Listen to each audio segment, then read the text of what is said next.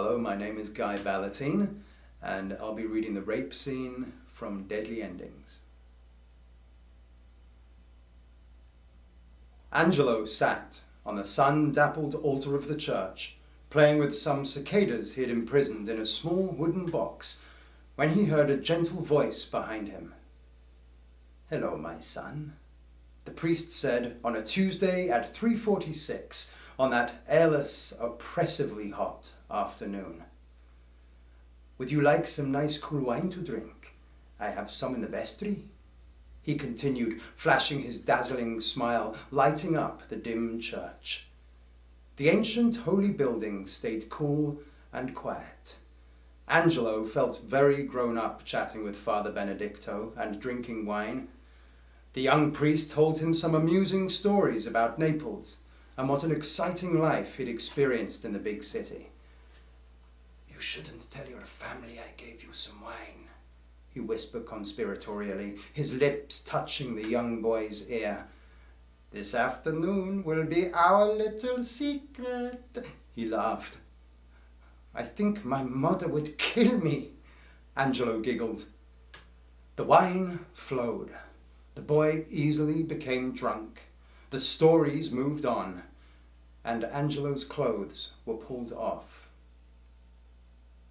It wasn't difficult for the priest to overpower the ragazzo, something he'd practiced many times before.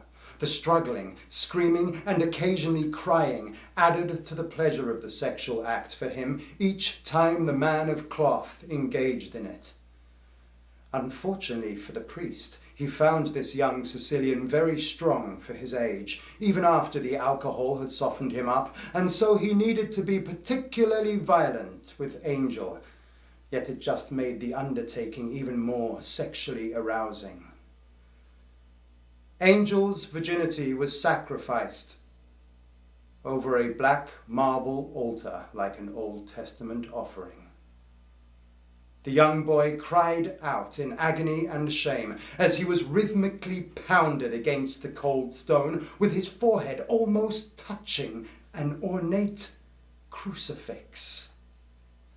The priest knew how painful it was for the child, although for him the mixture of the sexual act and the sadistic pain he inflicted was the experience his insatiable desire needed.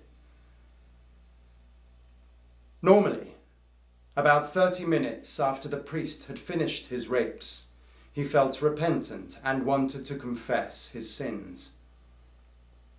He prayed to his God, rubbed away his tears, and hated the good-looking image he saw in the mirror. Despite these feelings of remorse, after a while the desire came back as fervently as ever, and his irresistible urge returned, with all thoughts of guilt evaporating as smoothly as garlands of smoky incense from a church thurible.